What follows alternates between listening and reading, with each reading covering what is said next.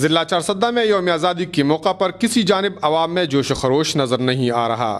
District coordination, تحصیل municipal administration, وابڈا، ہسپتال اور دیگر اہم عمارتوں پر ابھی تک چراغاں نہیں لگائے گئے، جبکہ تحصیل بازار سمیت مختلف چھوٹی بڑی بازاروں میں 14 اگست کے حوالے سے تاجروں اور عوام میں مکمل خاموشی ہے۔ شہریوں نے یوم آزادی میں جوش و خروش نہ پانے کی وجہ مہنگائی، بدامنی اور دہشت گردی قرار دیا ہے۔